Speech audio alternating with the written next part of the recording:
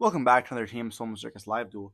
Today we're going to see Naturia Runick on the left. As we saw, they did very well in the tournament. I believe they got second overall in this whole event, if you guys saw the deck profile for that.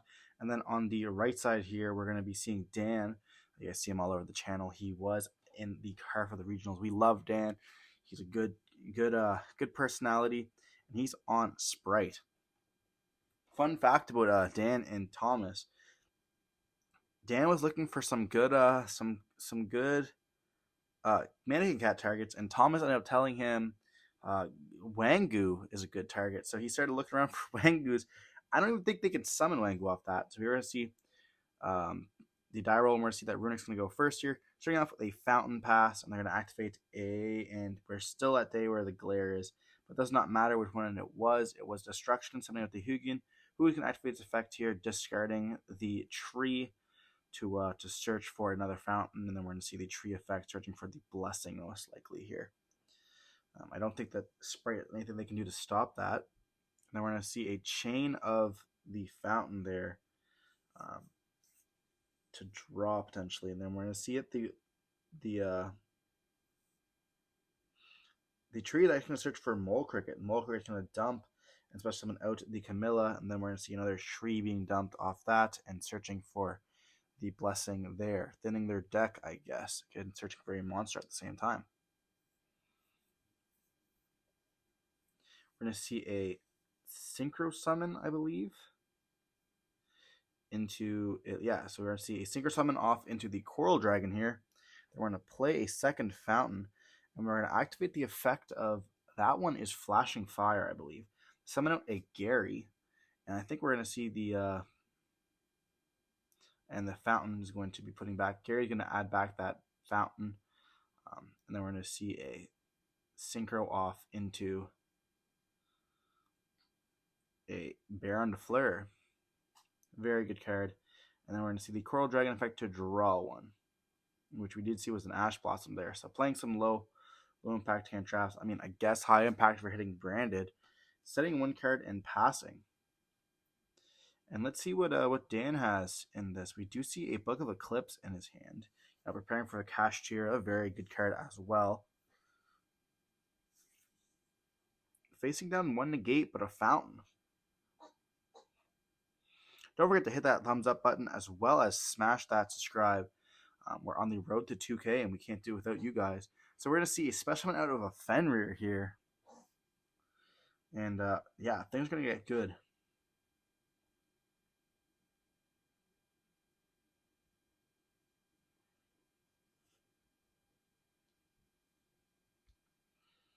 They're going to activate the effect, and then they're going to chain the Baron here to negate and destroy, just getting rid of that problem altogether.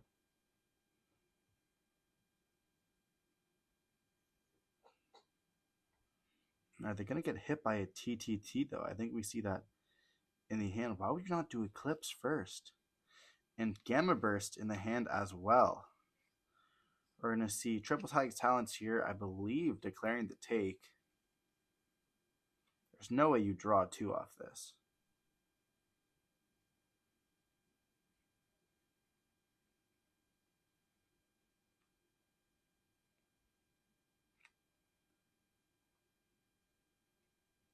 Looks like they're trying to think here about if they should just chain to, one of the Runick cards. They're going to chain the Runick. I believe that is Dispelling here. Or that actually is Smithering Storm. To summon out the Runick Muddane, I believe it is. Mudden. Then we're going to see that the TTT is going to take the Baron, put it in attack position here, and going to read the effect of Mudden. Which cannot blame. I'd have to do that myself.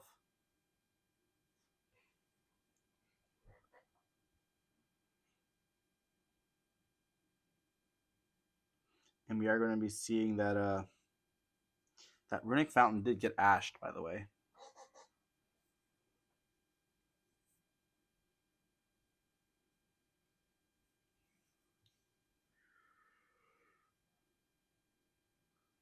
making sure that we understood the whole effects of the Mudane. And it looks like they have Angler in the hand as well. Shuffling that hand real good. Gamma Burst, Book of Eclipse, and prepare for the Baron effect here to pop. Popping the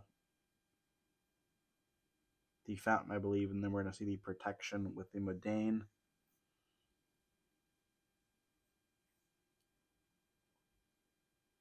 You don't normal summon. It's just you go into battle phase. I mean, I guess you could normal summon, go into battle, whack, link off into sprint effect, send Angler, get 2 beavers, and then do some shit after that. But you don't have a way to OTK. They're in your battle phase. It's attack with a Baron here. They're going to stand by main phase 2, normal summon the Angler. Choosing not to get that 400 extra attack is kind of weird, but whatever. It's different when you were in the driving seat. Just passing over that Baron, saying link away. Going for that sprint.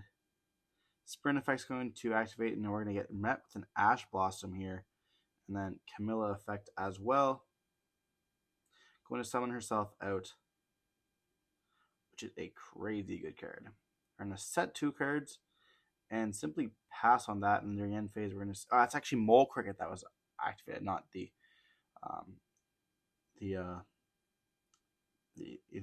Camilla. We're going to see Mole Cricket summoning itself out as well as a Camilla.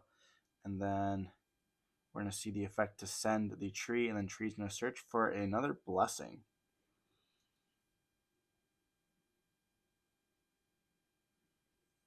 Very good combo here from the Runick player. And then Spright's just going to actually just scoop it up here. Realizing they do not have enough, but they know their opponent's going to be able to do so much more, and a Book of Eclipse is not going to make a difference here. Plus, we know that the Runick player is playing that beast, which is a pretty good card.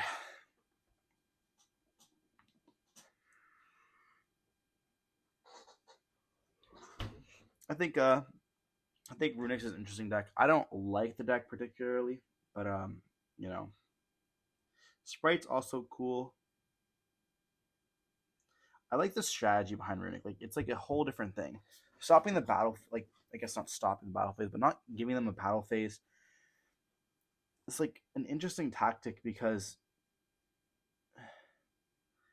like, I don't know. It kind of makes it like rush duels, but not really.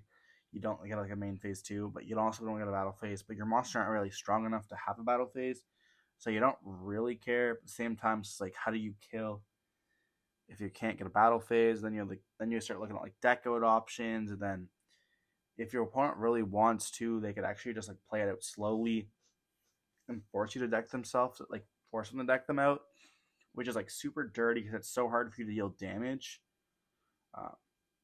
It's like there's a lot of downsides with Runick, which makes the deck like interesting. Like, it's not just like, oh yeah, you have to whatever, blah blah blah, banish all my cards. There's like actually like stuff that's like hard punish. We're gonna see the Sprite player is gonna choose to go first here. They're gonna start off by activating Prosperity here. Most likely for 3, unless their hand is bad. We're gonna see a Prosp for 3, and we're going to see a Beaver's Jet as well as a Double Cross, my favorite card in the deck. Searching, getting that Beaver, normal summoning the Beaver, activating the effect, getting hit with a, is that a Gamma? No. Are they gonna, they have an Ash in their hand. Are they going to chain Ash this Gamma? The question is, do you do it? You 100% do it. Yeah, you're going to chain the Ash here. Okay, makes sense. And then you're going to summon out the Angler, but now they have to be wary of that Gamma. But they do have TTT in hand as well. Going to TTT here, view the hand. And here we see 2 Runick, we see 2 tips and 2 flashing fires. So, putting back that Gamma, not having to worry about it. Making the Angler here, sending the Angler, or making the Sprint, sending the Angler, sending both Beavers. So now we have a whole bunch of Nimbles in rotation, or engrave, I should say, that we're going to be able to overlay for a gigantic first class activate. Something out most likely a carrot. Something out blue, which is going to search for the carrot. Same thing. Searching for jet here. Okay. I guess jet's fine because then you're going to be able to search for starter, but no, you definitely summon out carrot, I feel. Carrot's just a play. Yeah, summoning out carrot here makes 100% more sense.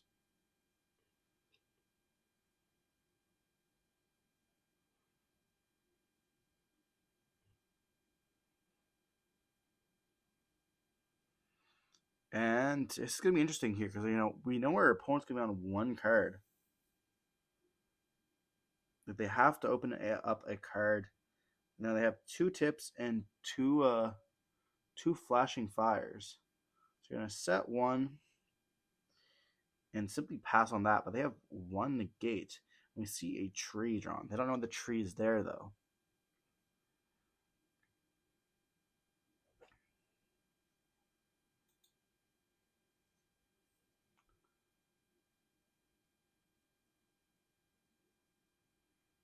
And they have like an option, like they can start off with a Runick tip here, which is interesting.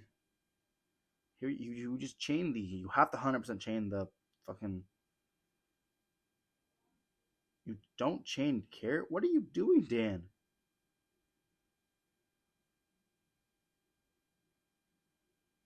That just lets them have 3 names instead of 2 names. If you chain carrot here, then they only have flashing fire, and then you just negate their. And here we see Gamma Burst gone. Because we're searching Flashing Fire, so they don't have Flashing Fire in it. I don't know which one it is. Maybe it's Freezing Curses.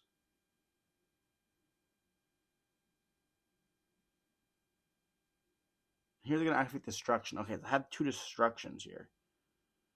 And they're going to negate that one. Okay. They're going to activate Flashing Fire here.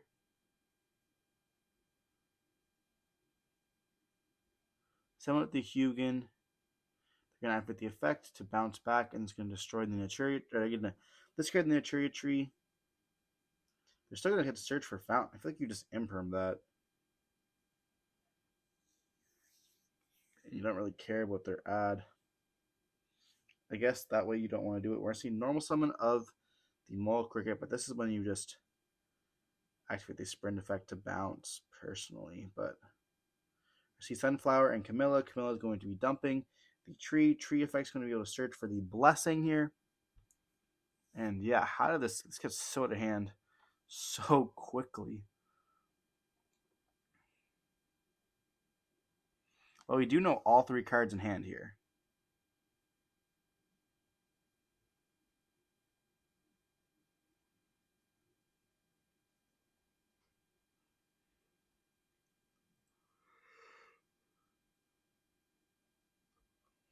They're going to activate the blessing here to target the Mole Cricket, summon itself out.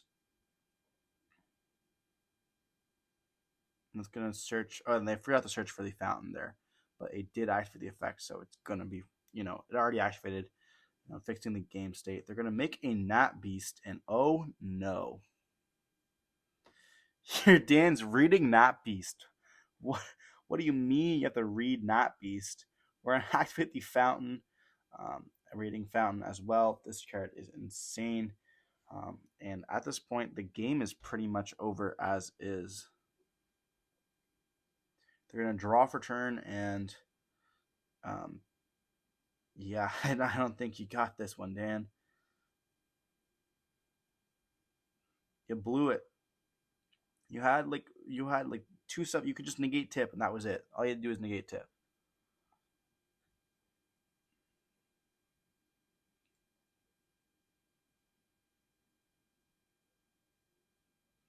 It's the only card in the deck worth negating, unless Fountain. But at that point, what was the point of negating that other spell?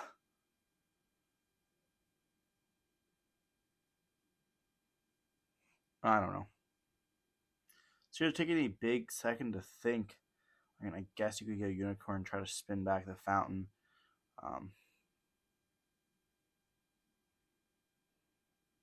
You cannot do that. You cannot use an XYZ to overlay for an XYZ. Unfortunately, that would have been kind of interesting if you could do it, but unfortunately you cannot. Maybe in the future you'll be able to, but you cannot with Gigantic.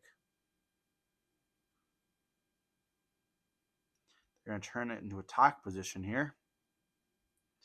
And they must not have another normal summon monster in the hand. That's kind of unfortunate. It looks like they drew Imperm. That sucks.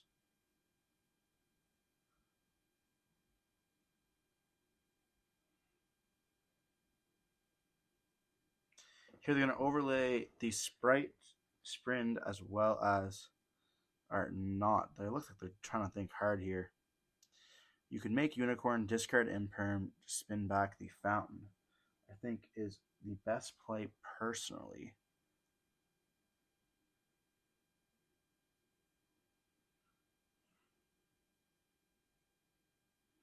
So it looks like they're trying to think about going into the another Gigantic though. They're trying to think of a way to get over that Gnat Beast. So yeah, going into a second Gigantic here, they're going to be able to activate the effect of the Mole Cricket to summon itself out. This card is so resilient, it's insane. So we're going to see the effect to tribute itself off. Summon out the Camilla. Camilla's going to dump once again the tree, most likely. Or summoning out another Mole Cricket. Okay. And then Camilla effect's going to activate, summoning the tree. That's going to search for a blessing. A very nice little package in your deck. That's, the most expensive card is the Naturia tree, as well as that sunflower. Then we're going to see a tip being activated as well here. Searching for most likely the card that destroys stuff. Then we're going to chain Twin Twister here, trying to discard the Imperm. That's going to be negated by the Gnat Beast. And what were you thinking? Why would you not set Imperm there? What are you doing? Then we're going to see Tip is going to search for Flashing Fire, banishing the top card of the deck, which is a Prosperity. And right now the game is pretty much sealed. We see Fountain effect to return 3 to draw 3. We see a Gamma, Ash, and another Fountain, I think. Then we're going to activate the Flashing Fire to destroy the Gigantic with the material, and then banish the top 2 cards. We see a red and a starter gone. That's not going to make a difference because that little Gigantic is going to enter battle phase and attack into, looks like he's trying to see the Sunflower. Asking what do they do? Attacking into the Sunflower. I think that one is the Monster Negate. And it's over. Just scoop, I guess. Setting 1 card here and passing his turn. And what card could it be? We're going to see a Destruction, and it's going to destroy it anyways and banish the top 3 cards. We're playing 2 red, Change of Heart, and TTT, and that's going to be game. Here, we're going to see Spright Blue with top deck, but it wouldn't have made a difference. So we see that Runick Naturia takes it once again. Hopefully you guys enjoyed the video. Don't forget to like, comment, subscribe, and we'll see you in the next one.